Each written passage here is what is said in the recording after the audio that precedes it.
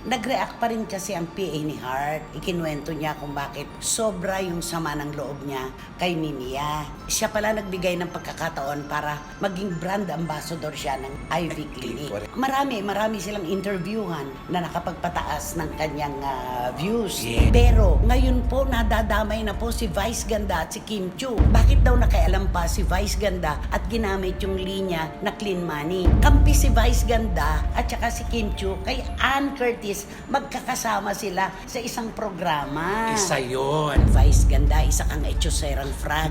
Ito po yung maingay na pagpo-post ni Angel Locsin ng mga sabihin na nating batikos na ibinato laban kay Senador Robin. Pinuksa naman siya ngayon. Angel, magpapayat ka na lang. Mag-ayuda ka sa baha, pangdarna ka lang.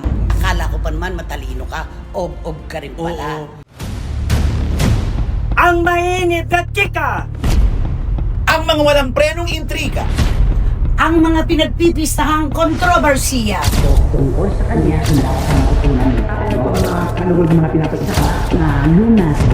tutok na dito lang sa Showbiz Now!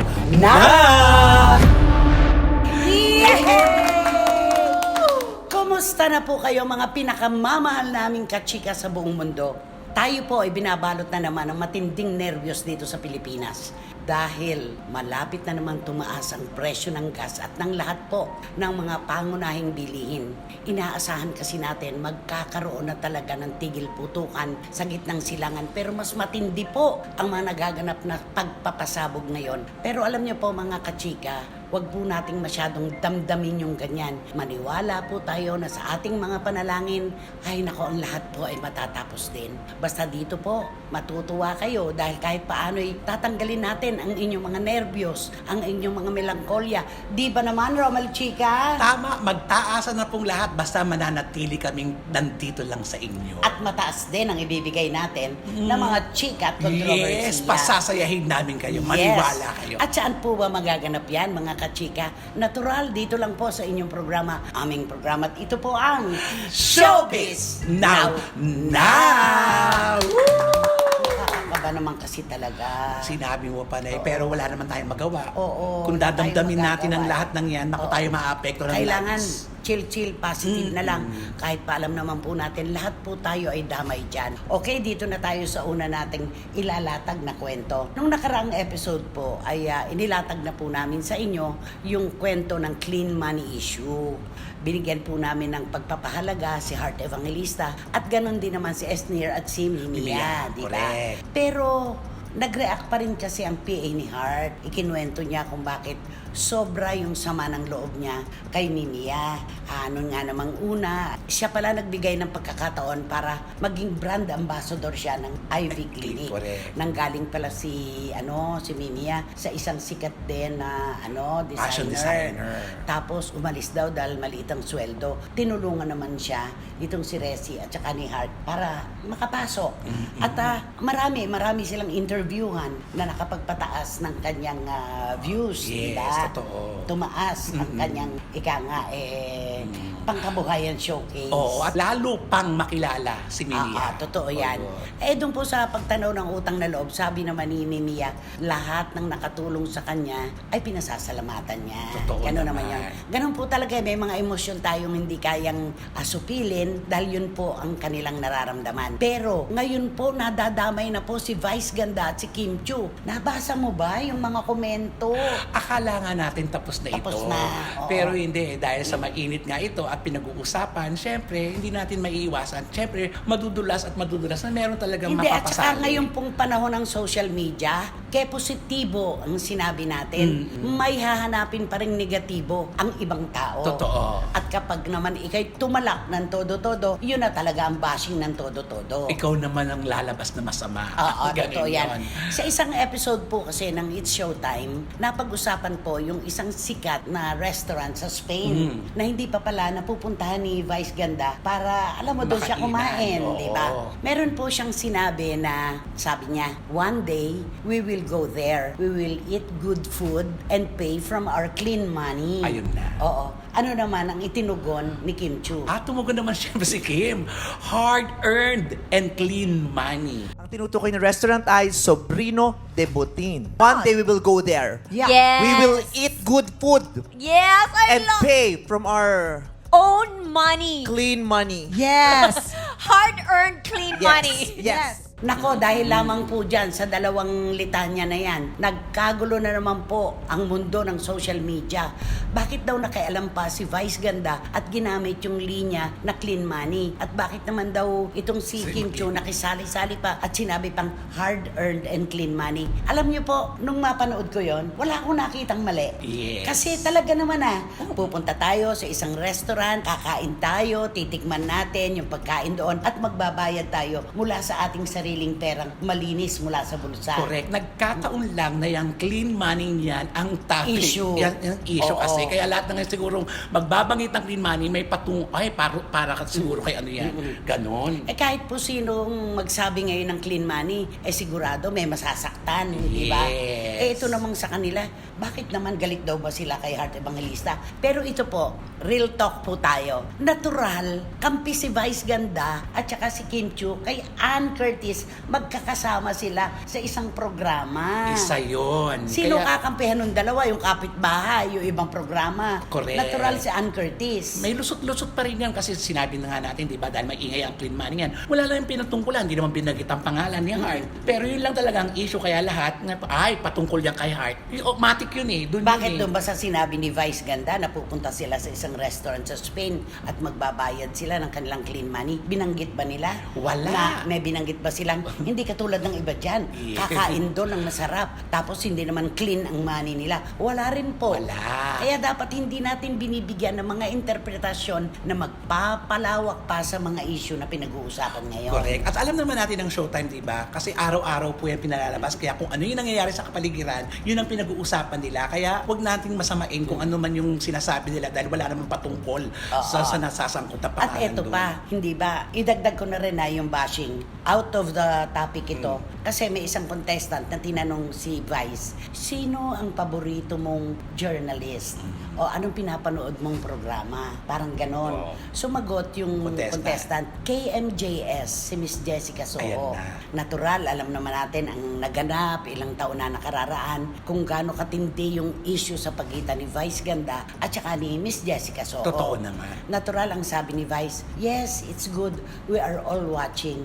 Pero meron siyang sinabi sa bandang dulo, isang araw, baka naman. O, Parang diba? ganon. Ang ibig niyang sabihin doon, maaayos din yung problema na nangyari noon. Oo. Ganon. At least meron ng pahimakas, di ba? Na parang alam mo, until now, umaasa pa rin talaga Oo. siya. Aba, ano naman ang sabi ng mga bashers? Vice Ganda, isa kang etyoserang frag. Hindi ka pa napapatawad ni KMJS. Yung ginawa mo siya na pinintas-pintasan mo at kung ano-ano pinagsasabi mo tungkol sa kanyang pagkatao, hindi ka pa napapatawad. Eto naman ang tanong ko. Tayo kasi may mga nagagawa tayong pagkakamali, kalabisan at kakulangan. Na kapag dumaraan ang panahon, na pag-iisip-isip natin na tayo ang nagkamali.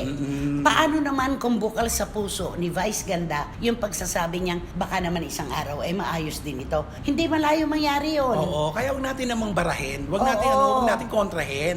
Total, matagal ng panahon na naman po ito nangyari. Hindi na nga nauungkat Yes. Sasabihin nyo pang etyoserang frag. Marami siguro pong etyoserang frag. Pero sa pagkakataong yon, intindihin natin na baka naman galing sa puso ni Vice Ganda yung pagkasabi niya tungkol sa KMJS. Oo, at saka- wala akong nakikitang masama doon. At saka di pa naman lahat naman tayong mga tao, lumalambot tayo. May mga pagkakataon talagang yung panahon. Oo, pinalalambot na tayo ng panahon. Ang pinakamahusay na manggagamot ng mga sama ng True. loob. Totoo yun. At yung pong pagpapakumbaba, never po yan na maituturing nating pangit na ehemplo. Ang pagpapakumbaba po ay pinapalakpakan. Sa totoo lang. Yes. Kaya yung pagkasabi ni Vice na baka naman isang araw, di ba? Isang araw matatapos din to. Okay lang yun. Pahimakas na yun. Mm-mm. Yun na yun eh. At saka, ang liit-liit ng mundong ginagalawan natin. Totoo. Isang araw, magkakasalubong din sila. At respetado naman tao si Jessica Soho na pag nakita ba niya si Vice, babastusin niya. Ay, Hindi hindi. natin maaasahan kay Jessica yun. Diba? At si Vice naman, pag nakita si Jessica, syempre alam niya sa sarili niya na siya yung nagkamali noon, magpapakumbaba siya. Yan. Ganun lang po yun. Ginagamot po ng panahon ang mga samaan ng loob. At dito naman, wala rin naman silang sinabi ni Kim Chiu na magbabayad kami ng malinis na pera doon sa restaurant. Hindi tulad ng iba dyan, ako magbabayad man ng pera, marumi. Mga bashers Wala. lang naman talaga nagdudugtog-dugtog. Sila, Oo, sila ang mga bashers, sila yes. nagsusubo ng mga salita. Wala namang malisya, di ba? Correct. Ay nako, basta ang mga bashers ngayon, lalo na kapag bagyo, wala silang magawang maayos. Oo, yan ang pinagkakaabalahan nila. Yan Pag-awayin yun. ang mga tahimik na mga tao. Hindi, Ayan. eto tanong ko sa'yo. Ang mga bashers na makikita mo talaga kung makapambash ng mga personalidad, kahit naman tayo binabash. Wagas. Diba? O, wagas na wagas. Hindi lang po namin isinasa puso. Dahil ang aking katwiran, kapag naman kami ni Romel nagutom bukas, kami bibili ng aming bigas para kainin namin. Pero, sa palagay mo, yung mga sinaing nila hindi nasusunog. Ang tanong, may sinaing ba sila? Gusto mo ba yun? Yung mga ulam kaya nila hindi napapanis. May ulam ba? Sundot yan ah. Ang Diba? ganda-ganda niyan. Oo. Nakakaano lang po, nakakapagtaka lang kung paanong ang napakahalagang oras para sa bawat tao nagagamit nila sa pambabash. Hindi naman sila kilala at di rin naman nila kilala yung personalidad. Oo, ginagawa nila, alam mo siguro ito mga to, may mga nararamdaman tong lungkot eh. Kaya, alam mo yun? Ikaw lungkot na nararamdaman mo. Ako parang may sakit na sila. Ayan na. Yung hindi po sila magiging masaya sa maghapon kapag hindi po sila nakakapanakit ng kanilang kapwa. Yun sakit na. yan. Yun na yun. Sakit yan. Pa-check up din minsan, pag may time. Kaya yung mga personalidad, wag na po kayong patol ng patol. Oo. Wag na kayong masaktan. Kasi pag binuksan natin ang ating pintuan sa pampublikong paraan, siguradong may babalik. Di ba? Totoo. May babalik yan. Naku, kantahan mo na nga. Ay, si naku. Vice at saka si Kim Chiu. Ito na lang ang kanta ko para sa inyo. Hindi ka ba napapagod o di kaya'y nagsasawa sa ating mga tampuhan? Walang hanggang katapusan. Napawi ng mga luha, damdamin at puso'y tigang. Wala nang maibubugak, wala na kong maramdaman. Rachel Alejandro. Haji Perfect! Alejandro. Yes, nakapagtataka. Alam mo na mahal natin si Rachel. Ay, sobrang Oo. napakababait niya mga yan. At saka matalino, walang hilig sa pakikisawsaw sa kahit anong issue. Yes, Diba? totoo. Mabait. Okay, dito na tayo sa pangalawa. Ay, eto. Eto talaga pinagpipistahan din to kahit saan. Ay. Social media, sa bangko, sa palengke, sa mga pahayagan, lahat-lahat. Ito po yung maingay na pagpo-post ni Angel Locsin ng mga, sabihin na nating batikos laban kay Senador Robin Padilla na ibigay na rin natin sa CFM natin kasi yun na ikargay. natalakay, oo. Natalakay eh. At nabinibigyan din po natin si Angel ng dahilan para maglabas ng kanyang saloobin. Kasi sabi nga, tayo po ay may demokrasya. Tayo po ay nakatira sa isang bansa na naniniwala na ang karapatan sa pamamahayag ay buhay na buhay. Yes. Kanya yon, Oo. di ba? Kaya lamang doon sa kanya mga tanong na ibinato laban kay Senador Robin, pinuksa naman siya ngayon ng mga bashers. Pinersonal na siya. Hindi napakaganda, diba? At sabi nga natin kanina, kapag binuksan mo kasi ang pintuan sa publiko, papasok din ang mga tao, di ba? Yes. Yon. Meron po kasing ipinost naman ang kapatid ni Senator Robin na si Romel. Hindi po sa kanya nanggaling yung mga salita, kundi naglagay lang po siya ng real talk. One-liner lang Oo, talaga. real talk. Tapos nilabas niya Nirepost niya yun. Nirepost niya. At doon nga po sa nirepost na yon, pinersonal ng masyado si Angel Locsin. Ano ang sabi? Ito ang sabi. Angel, magpapayat ka na lang. Mag-ayuda ka sa baha. Pangdarna ka lang. Akala ko pa naman matalino ka, ob-ob ka rin pala. Oo. Bakit? May ganun pa. Bakit tahimik ka sa issue ng DPWH? DPWH, ganon. Okay, ito po ay tilarin natin. Yes. Okay, yung una, tungkol sa sabihin na nating body shaming yun eh. Yes. Body shaming yun. Totoo. Ganun po talaga ngayon eh. Kapag ang isang issue ay lumutang, may mananakit at mananakit ng personal. Damay. Katulad si Angel, lumaki ang kanyang timbang dahil meron siyang sakit na Oo. inaalagaan. Ginagamot nga niya yun eh. Totoo. So, totoo po yun. Pero huwag nating sabihan na magpapayat ka na lang. Kasi hindi naman basihan yan eh. Oo. Di ba? Hindi mo husgahan ng tao sa itsura niya, panlabas na itsura niya. Oo. At lalo na sa Oo. timbang, kung payat ba Yes. o malusog, di Tama. ba? At saka yung magbigay ka na lang ng ayuda sa mga nangangailangan, kilalang kilala po si Angel Locsin sa pamimigay po ng ayuda ng walang kaingay-ingay. Tama. Nalalaman na lamang po natin na tumulong si Angel pagkagaling na doon at yung mga natulungan ang nagpo-post na galing dito si Miss Angel Locsin. Napakaganda nun. Nag-ayuda sa amin, di ba? Yan si Walang Angel. ingay. Yes. Walang ingay. So doon sa mamigay ka na lang ng ayuda, ginagawa na po niyang matagal yun. Tapos yung sinabi, bakit tahimik ka sa issue ng DPWH? Oh, ayan. Hindi natin mababasa Yes. ang isip at puso ni Angel. Bakit nga ba? Yun lang ang may babalik natin Oo, doon. kasi marami rin tayong hinahanap ng mga personalidad. Hindi lang naman si Angel, di ba? Natahimik pagdating sa mga ganyan, di ba? Hindi lang marami. At sila ay inaano ngayon, pinatutuos. Diba? Ganun, bakit tahimik kayo? Oo. Porque ba galing doon sa baluarte nyo? Yung mga pinagbibintangan, mga ganon-ganon. Ay, ang dami-dami po. Kung gusto nyo pong magbasa ng mga bashing talaga, tumutok lang kayo. Mabubusog kayo, huwag kayong kumain kasi busog na busog kayo doon. May pagkain ba? Eto na nga, wala, di ba? May sinaing ba? Wala! Kaya eto po yon. Tapos, pang Darna ka lang pala. Napakagandang Darna ni Angel Locsin. Oo, at saka- Isa sa pinakamagandang version ng Darna. Ako yung pang Darna. Ano ba yung Darna? Kalang, sabi. Hero yun, di ba? Hero po yun. Oo. Icon yun, si Darna. Oo. Di ba? Talagang, ngayon talaga, no, hindi na natin mawari kung ano ba talaga ang isyong pinag-uusapan. Kasi, merong mga bulag na taga-sunod.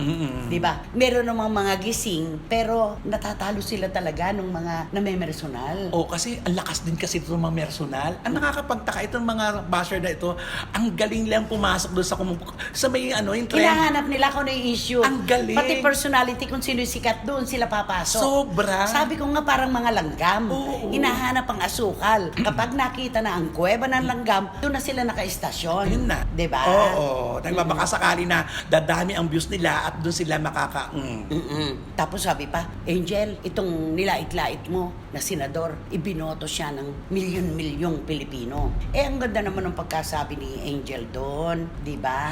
Hindi pa huli ang lahat. Oo. Kuya. Tinawag niyo pa nga kuya, di ba? Tsaka sila kasi yan. Opinion nyo lahat po. Pwede mag-opinion. Nagkataon lang si Angel Locsin po ay isang kilalang personalidad na artista. At saka yung Sikat. pagkakasabi niya na nung kasing nire-red tag siya, nanahimik lang itong si Senator Robin at kachika pa niya, yun nang red tag sa kanya at saka patid niya. Oo. Yun lang naman yung sama ng loob niya. Pero pasasaan ba isang araw kapag nagkita din naman sila, ano na kuya, parang ganon. Yun na. Matatapos din ito. Oo, kasi wala eh. Ganun talaga. Pakawalan mo yung mga nasa dibdib mo para gumaanggaan ka rin. Kasi kung ikikimkimin mo rin naman yan, di ba? Ikaw naman Apektado ang puso mo. apektado ang puso mo. At eto na, at tanggapin po natin, mga personalidad, na kapag tayo ay nagpalutang ng isang salita o isang tiwayway ng mga pahayag, asahan na po natin, hindi natin mapiplease ang lahat ng tao. Hindi po lahat ay sasang-ayon sa atin. Meron pong kokontra. Dahil para sa kanila, may kalayaan din sila sa pamamahayag. Demokratikong bansa daw tayo, dapat yung pamamahayag hindi nasusupil. Ayan. Yun ang kanila. Correct. Kaya either way we go, may katwiran ang magkabilang panig.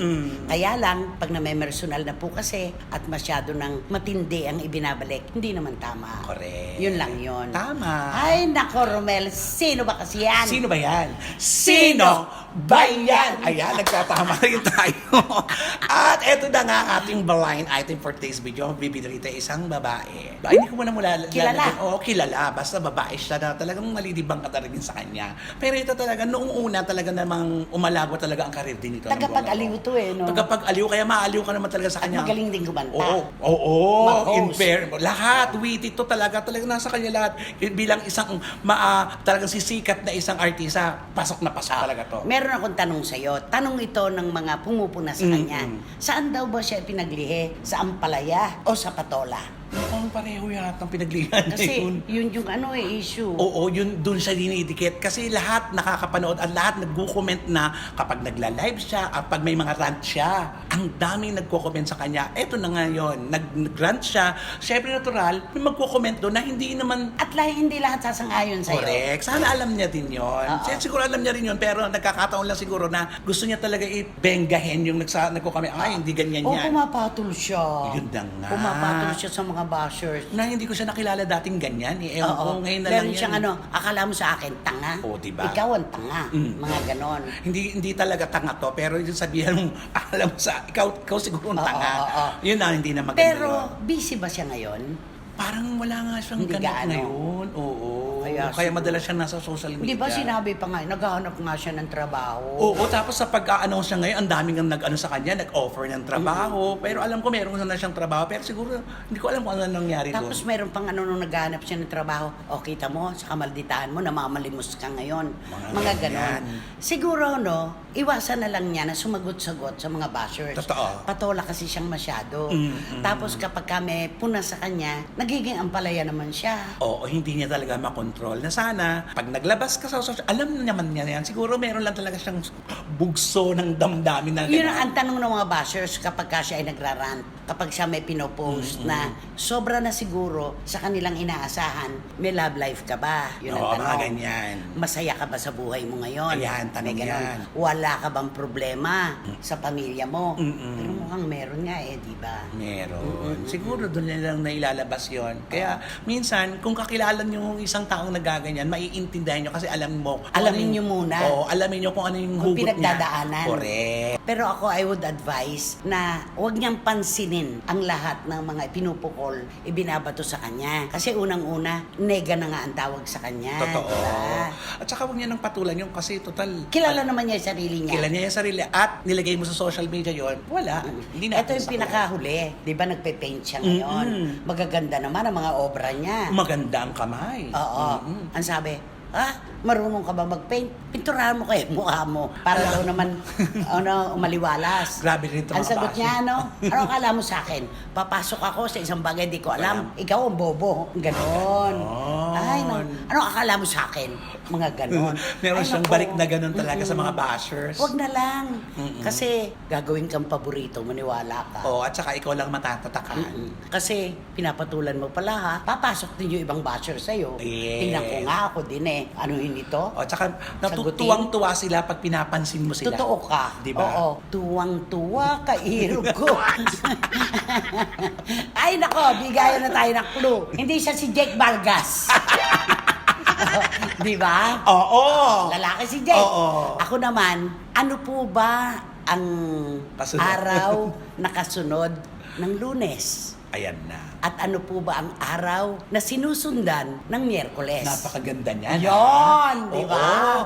Alam mo, para kang para kang guro. Alam mo yung ilalagay mo yung sitwasyon na maiintindihan. Ayan, ang liwaliwanag Kailangan yan. madali lang. Oo. May gera na nga. Mahal na nga ang mga bilihin. Pag-iisipin pa ba natin sila na matinding-matindi? Tama. Di ba? Kaya kailangan gaanan natin. Oo, para Ganon. namang ma-happy-happy lang po tayo. Kaya Saya yan, nako, sigurado ito. Si Tito Manny Garcia at si Tita Norsky, na sila, Monday, Tuesday, Wednesday, Thursday, Friday. Pili na lang kayong mag-asawa doon. Maraming salamat sa inyong pagmamahal. Lagi-lagi. At yakap natin si Seth, ang apo nila, na mahal natin. Di ba hello? naman? At syempre, si Wating-Wating ng London, na ano man ang mangyari, talagang nandito pa rin sa SNN, nakikihalo sa hulaan. Salamat! At si Miss Nads ng Belgium.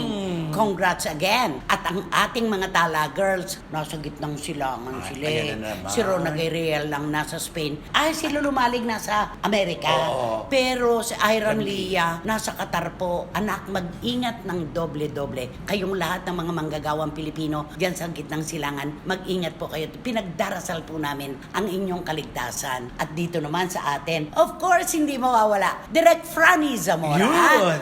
Ay naman, Dan Clavecillas, Tita Nene Olanday, Randy Balaguer, James Ignacio, Eddie Letada, Guys, on magdadaro! at si Tita Isang Pet Market. At nais po naming batiin ng maligayang kaarawan si Randy Balaguer kahapon. ngayon. Yes, belated. Oo, belated.